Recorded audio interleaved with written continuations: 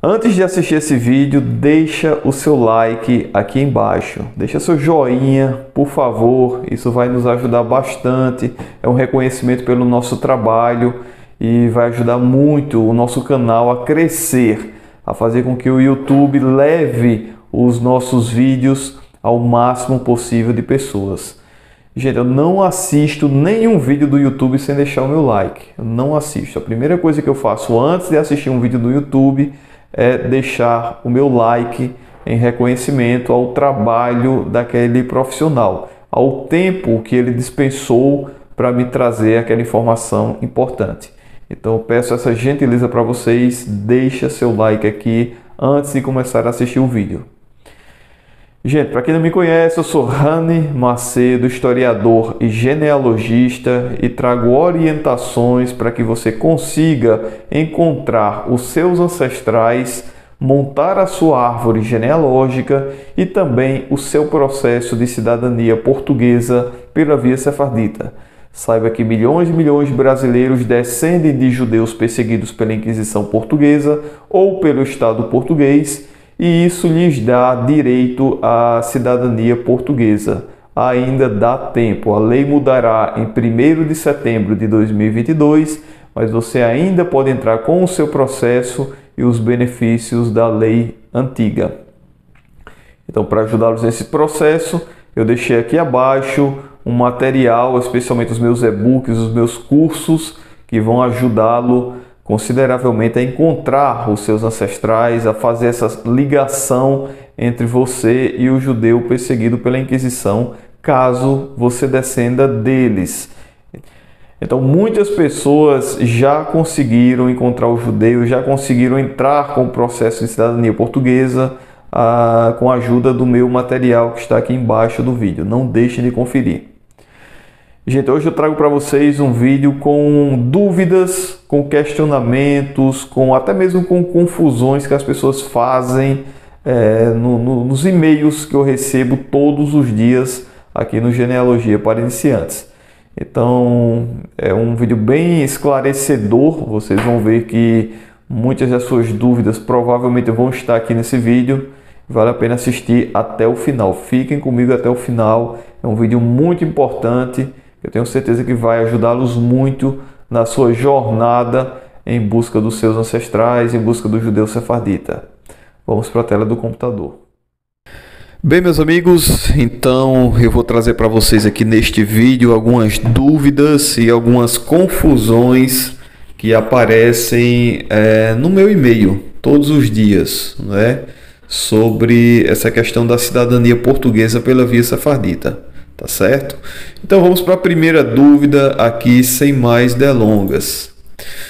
Essa é muito comum, né? As pessoas me procuram e perguntam: Rani, o sobrenome Pereira do interior da Bahia é um sobrenome judeu? O sobrenome Oliveira, lá do interior de São Paulo, é um sobrenome judeu? Bem, pessoal, isso não existe, né? É muito difícil você inferir que um sobrenome é um sobrenome judeu ou descende de um judeu sefardita. Há casos em que você tem uma forte suspeita, né? Por exemplo, os Dantas, aqui do Rio Grande do Norte, Paraíba e Pernambuco, há uma chance deles descenderem do judeu Junca Montezinho. Mas você só vai saber com certeza se você desenvolver a sua árvore genealógica. Então isso é muito importante. Tem que desenvolver a árvore genealógica para você ter certeza. Porque há ramos dessa família Dantas que não descendem do judeu Junca Montezinho. O mesmo caso os Vasconcelos aqui do Nordeste, né? Muitos deles descendem da Brits Mendes de Vasconcelos, mas não são todos. Eu não posso dizer que o sobrenome Vasconcelos é um sobrenome judeu ou descende de determinada judia sem desenvolver a árvore genealógica.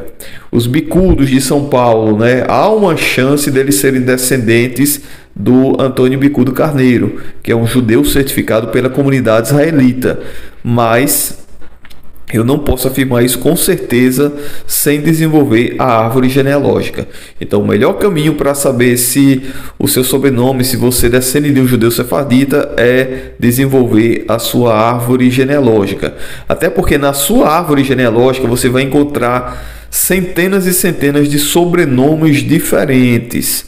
Eu gosto muito de citar, por exemplo, o sobrenome do meu antepassado, né, que me certificou na comunidade israelita, o judeu Junca Montezinho, né, ele não passou esse sobrenome Montezinho para seus filhos, netos, bisnetos, enfim. Esse sobrenome ficou só com ele mesmo. Então, só pelo sobrenome não dá para ter essa certeza de que você é descendente de um judeu sefardita. Você tem que desenvolver a sua árvore genealógica, tá bom? Essa é interessante, essa questão aqui, casamento entre primos. Muitas pessoas ficam assim extremamente surpresas e até horrorizadas porque encontram muitos casamentos entre primos na árvore genealógica, e o que é mais engraçado, acham que esses casamentos entre primos eram exclusividade da sua família. Mas isso, gente, não acontece apenas na sua família. Casamentos entre primos eram extremamente comuns antigamente, mas extremamente comuns mesmo. Se davam pela baixa densidade populacional daquela região, né? Muitas vezes era uma única família que habitava aquela região distante. Então, casavam-se sim entre os primos. Esses casamentos se davam também para manter os bens da família naquele núcleo familiar. Os noivos recebiam os dotes, né, dos pais da noiva. Então, para manter os bens ali na família também casavam-se entre primos. E também haviam casamentos entre tios e sobrinhas, né, quase sempre com uma diferença de idade muito grande. Então não se espantem quando vocês encontrarem casamentos entre primos na sua árvore genealógica, ou tios e sobrinhas. Isso era muito comum. Praticamente todas as famílias, todas as árvores que eu conheço tinham esses casamentos consanguíneos. Tá bom? Isso para fins de cidadania portuguesa é um pouco chato, assim, porque ele diminui um pouco os ramos da árvore genealógica. Se você tem primos se casando, esses primos vão ter os mesmos avós, né, ao invés de terem avós diferentes, isso diminui um pouco os ramos da árvore genealógica, mas era extremamente comum isso acontecer. As pessoas me perguntam muito também: Rani, me indica aí um genealogista de tal cidade no interior de São Paulo. E, gente, eu não tenho como indicar um genealogista de uma forma tão específica assim, né? Muitas vezes nem tem genealogistas na cidade ou na região onde a sua família viveu.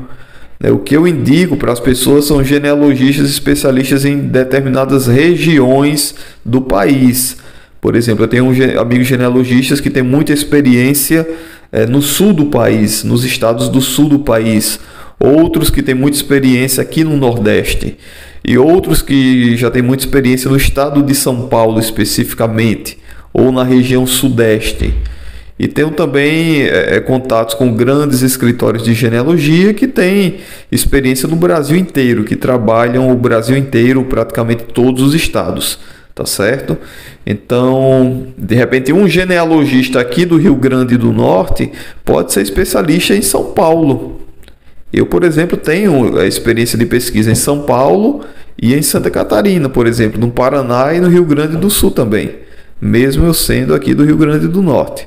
Tá bom? Então, não é por aí essa questão da genealogista, de um genealogista da cidade e tal. Pode ser um genealogista de outra região, mas que tem experiência no seu estado. É a mesma coisa isso aqui, judeus de tal estado. Essa questão é interessante. As pessoas acham que havia um grupo de judeus em determinados estados e esses judeus foram perseguidos pela Inquisição. Não é bem assim. Por exemplo, você vai encontrar estados que não tinham judeus sefarditas, preste atenção, mas posteriormente alguns descendentes desses judeus sefarditas foram habitar aquele estado, cidades daquele estado. Vejam como é interessante. Essas pessoas não eram judeus, mas eram descendentes de judeus que habitam aquele estado. Eu, por exemplo, não conheço nenhum judeu sefardita no estado do Espírito Santo, por exemplo. Mas eu sei que lá tem muitos descendentes de judeus sefarditas que viveram em outros estados. Tá bom? Então, se você não conhece nenhum judeu sefardita no seu estado, isso não quer dizer que você não seja um descendente de um judeu sefardita ou de qualquer outro antepassado. Essa aqui é uma dúvida muito frequente, né? Nós estamos aqui no dia 24 de julho de 2022 e as pessoas ainda perguntam se dá tempo entrar com o processo de cidadania portuguesa. E eu sempre falo que dá, né? Dá tempo sim ainda. Tem que ver como é que está a sua árvore genealógica, se há indícios de descendência de algum judeu sefardita, mesmo que você tenha uma árvore genealógica muito pequena, muito no começo ainda, você pode sim desenvolvê-la. Eu já cheguei a desenvolver a árvore genealógica praticamente do zero, em poucas horas, em um dia ou 2 dias ou poucos dias. Então dá sim, se você usar as técnicas corretas, se você fizer uma árvore organizada, se você conversar com seus familiares, ou seja, se você usar as estratégias aqui do nosso canal, dá sim para você desenvolver sua árvore genealógica, encontrar o judeu, organizar as fontes, montar o seu processo e enviar para a comunidade israelita de Lisboa, tá bom? E para isso, eu preparei um material que está aqui abaixo na descrição do vídeo.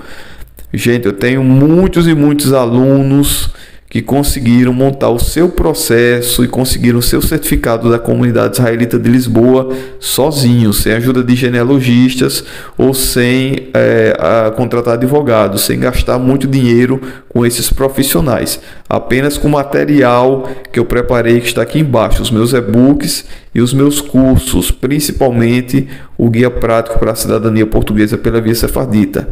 É todo um passo a passo extremamente didático para você montar o seu processo de cidadania sozinho. Muitas e muitas pessoas já conseguiram, eu tenho certeza que você vai conseguir também. Ok? Qualquer dúvida estarei ao seu dispor. Quais as fontes usar no processo, né? Essas fontes são interessantes. Você não pode usar qualquer coisa, qualquer informação no seu processo de cidadania portuguesa. No seu estudo genealógico que você vai mandar para a comunidade israelita de Lisboa. Quais são as fontes que você deve usar? Primeiro, a que a CIL mais aceita são as fontes primárias. São registros de batismo, de nascimento, de casamento, tanto civis como religiosos, registros de óbito, são, enfim, inventários, são fontes primárias. O que são fontes primárias? São aqueles documentos originais do ancestral, né? Esses que eu acabei de dizer, por exemplo. E a comunidade aceita também, a comunidade israelita, livros clássicos de genealogia, como a Nobiliarquia Pernambucana, como a genealogia paulistana, como a genealogia tropeira aí do sul do país, como a coleção Borges da Fonseca, né? São livros clássicos de genealogia escritos por bons genealogistas, livros bem embasados, feitos com base em documentos, em fontes primárias. Então são esses documentos que a CIL aceita. Não coloquem no seu estudo genealógico prints de tela, não coloquem apenas o batismo do ancestral, porque só vai ter lá o primeiro nome do ancestral e o nome dos pais. A CIL não aceita somente o batismo. Enfim, são esses macetes, essas informações que estão no meu e-book aqui embaixo, no Guia Prático para a Cidadania Portuguesa pela Via Sefardita. Então, use as fontes também que vocês têm em casa, dos ancestrais mais próximos, como o registro de óbito do seu avô, como o registro de casamento dos seus avós, dos seus bisavós. Esses documentos também são aceitos pela comunidade israelita para comprovar que você descende de um judeu sefardita. Tá certo? Achou o judeu sefardita na sua árvore genealógica, primeira coisa que você tem que fazer é o levantamento das fontes. É ver se cada ancestral que te liga até o judeu tem lá no cadastro dele no Family Search documentos que mostrem quem são os pais dele, tá bom? Isso é o levantamento das fontes. É extremamente importante para você fazer o seu processo de cidadania. Essa questão das práticas estranhas da família é muito interessante também, não é? Nós temos, as famílias brasileiras têm alguns costumes, algumas superstições, e que as pessoas acham que essas práticas, todas elas, indicam que aquela pessoa descende de judeus sefarditas. Não é bem assim. Pessoas já me perguntaram assim: Rani, o meu avô não gostava de ir à missa, então provavelmente ele descendia de judeus sefarditas. Outro dizia que o avô não gostava de tomar banho. Outro dizia que a casa era varrida de uma determinada forma num determinado dia da semana. Então, nem sempre essas práticas elas são originárias de judeus sefarditas, tá bom, gente? Nem sempre isso acontece. O que você tem que fazer mesmo é desenvolver a sua árvore genealógica e tentar achar o judeu sefardita nela. Não vá por essas práticas. Eu sei que algumas práticas, né, são originárias de judeus, dos antigos judeus. Por exemplo, aqui na minha região, nós tínhamos o hábito, pelo menos algumas gerações atrás, de enterrar o umbigo da criança, né, recém-nascido, o umbigo que caía, as pessoas enterravam na porteira do curral, né?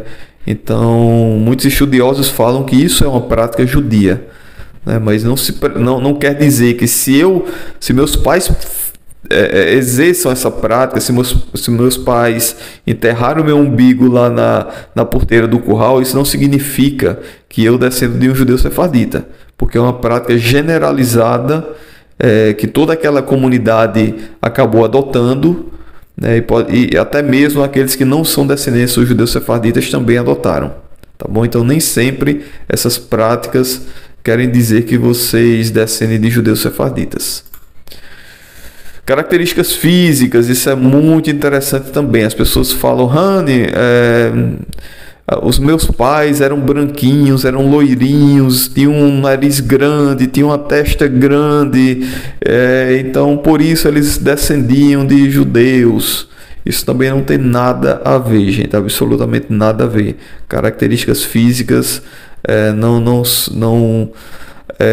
não significam que você descende de judeus sefarditas, tá bom? Vamos desenvolver as árvores para tentar descobrir se você descende ou não deles. Ou então mesmo fazer um teste de DNA, né? Um teste genealógico, um teste de ancestralidade nos laboratórios aí, para saber se realmente você tem genes, se você tem sangue judeu, alguma porcentagem de genes judeus na sua composição genética.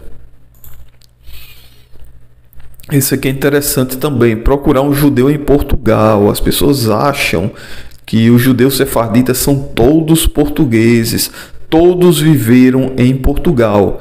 E as pessoas tomam um caminho errado. Elas vão procurar esse judeu em Portugal. Pessoal, preste atenção. Os judeus que mais certificam os brasileiros são portugueses, mas que vieram para o Brasil no comecinho da colonização, fugindo da Inquisição, ou seja, ainda nos anos 1500, no século XVI. É o caso da Branca Dias, é o caso do Antônio Bicudo Carneiro, é o caso, enfim, do Alvarenga, do Antônio de Alvarenga em São Paulo, da Isabel Velho, enfim, são judeus que vieram no comecinho lá do século XVI aqui para o Brasil e viveram aqui no Brasil, e seus descendentes estão aqui no Brasil. Esses judeus eles certificam a grande maioria das pessoas aqui do Brasil que entram com o processo. Então você vai encontrar, muito provavelmente, o seu judeu sefardita aqui no Brasil, essa família judia aqui no Brasil e não em Portugal. Há casos sim que o judeu está lá em Portugal e não veio para o Brasil. Alguns descendentes deles, séculos depois, é que vieram aqui para o Brasil. É o caso do judeu que me certificou, né? Eu tenho 8 judeus sefarditas na minha árvore genealógica. Mas o que me certificou foi o Junca Montezinho, que foi um judeu espanhol que fugiu para Portugal, viveu em Portugal, suas 6, 7 gerações subsequentes viveram em Portugal e só uma 8ª geração veio para o Brasil. Entenderam? Então, você tem que começar essa pesquisa aqui no Brasil. Poucas gerações.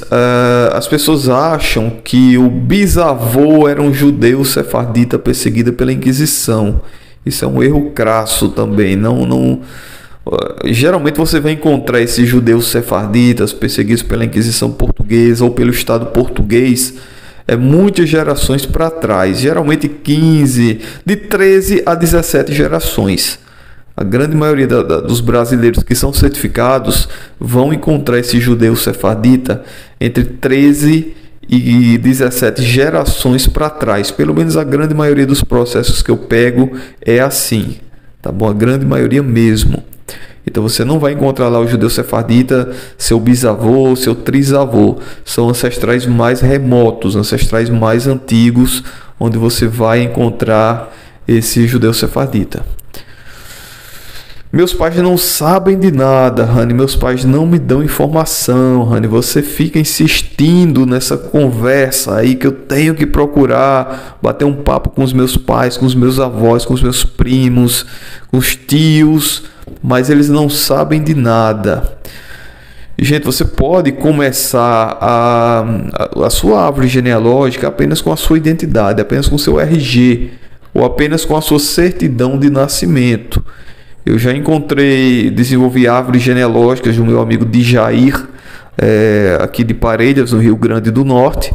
Djair só sabia o nome dos avós que estavam na certidão de nascimento dele. Não sabia de absolutamente mais nada. Nem o nome de um bisavô só ele sabia. E nós conseguimos desenvolver montando a árvore genealógica dele da maneira correta no Family Search, e procurando os documentos desses bisavós, dos pais dele, né? Se você não sabe os nomes dos seus bisavós, procure as certidões de nascimento dos seus pais, porque lá vai ter os nomes dos avós dessas crianças. Então é assim que você faz. Achou o nome dos bisavós, vai procurar as certidões de nascimento dos seus avós, porque lá você vai encontrar os nomes dos seus trisavós. Então essas certidões de nascimento são de extrema importância para você desenvolver a sua árvore genealógica. Esse é um dos grandes gargalos, é um dos grandes problemas com mais de 90% das pessoas que me procuram. Existem ancestrais na árvore genealógica deles, nascidos de 1889 para cá, cuja certidão de nascimento eles não procuraram, né? Não foram encontradas, nem procuraram ainda, as pessoas nem procuraram. Tem lá o nome de um avô, mas não tem o nome dos pais desse avô, nem dos avós desse avô. Então tem que procurar a certidão de nascimento dessas pessoas, gente. Isso é um documento valiosíssimo que vai expandir consideravelmente a sua árvore genealógica. Não encontrou a certidão de nascimento, procura de casamento, procura de óbito, né? Cada ancestral desse, nascido de 1889 para cá, você pode encontrar o batismo dele, o registro de nascimento civil, o casamento religioso, o casamento civil, o óbito religioso, o óbito civil, o inventário dele, enfim, uma série de documentos sobre ele que você pode encontrar, tá certo? E por último aqui, organização da árvore genealógica. Isso é muito importante para você desenvolver a sua árvore genealógica e atingir o seu objetivo. É a maneira como você cadastra o ancestral na sua árvore genealógica. Eu já gravei vídeos aqui falando sobre isso aqui no canal. Não coloquem os nomes dos ancestrais na sua árvore genealógica, dos seus pais, dos seus avós, dos seus bisavós, em letras maiúsculas, todo nome com letra maiúscula. Não façam isso. Antes do nome do ancestral, não coloquem pai, mãe, avô, mister, senhor, senhoras. Não coloquem isso. Vocês vão atrapalhar o algoritmo do Family Search. O site não vai conseguir te ajudar se você colocar esses títulos, esses nomes antes do nome da pessoa, tá certo? coloquem lá as fontes que vocês tiverem, os documentos que você tiver do ancestral, coloca lá. Se você tem lá a certidão de óbito do seu avô, coloque essa certidão de óbito lá na árvore genealógica, atrelada ao cadastro do avô. Tá bom, gente? Muito cuidado com as fotos também que vocês colocam lá. Tem gente bagunçando o site, o Family Search, colocando fotos de documentos de desenho animado, por exemplo, fotos de animais nas árvores genealógicas do Family Search, atrelado ao ancestral. Isso é uma bagunça, isso é uma falta de respeito com o site, com o trabalho dos mormons e também com seus ancestrais. Então não coloque essas fotos inapropriadas na árvore genealógica, tá bom? Tem a árvore genealógica totalmente organizada. Isso vai facilitar com que o site procure aquele ancestral para você. São os famosos matches, aqueles ícones azuis que aparecem ao lado no canto superior direito do nome do seu ancestral na árvore genealógica. Significa que aquele ancestral pode estar em outra árvore genealógica lá do site, tá certo? Isso é muito importante. Então, gente, essas são as principais dúvidas que as pessoas me mandam nos e-mails praticamente todos os dias. Eu gosto de responder os e-mails porque eu quero ajudá-los e eu também aprendo muito com vocês, com a experiência de vocês, tá bom?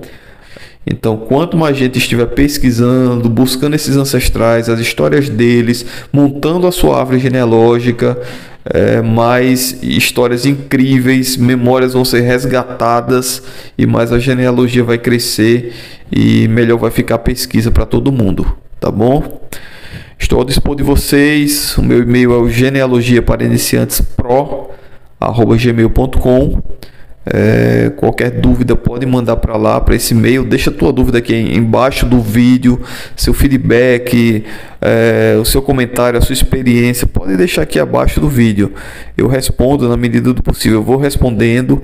Deixa seu like também aqui no canal se você gostou desse vídeo e inscrevam-se no canal. Isso é muito importante para que o YouTube leve a genealogia, leve os nossos vídeos ao máximo possível de pessoas e que muitas pessoas estejam pesquisando pelos seus ancestrais, resgatando essas histórias e difundindo essa ciência apaixonante. Um forte abraço e até o nosso próximo vídeo.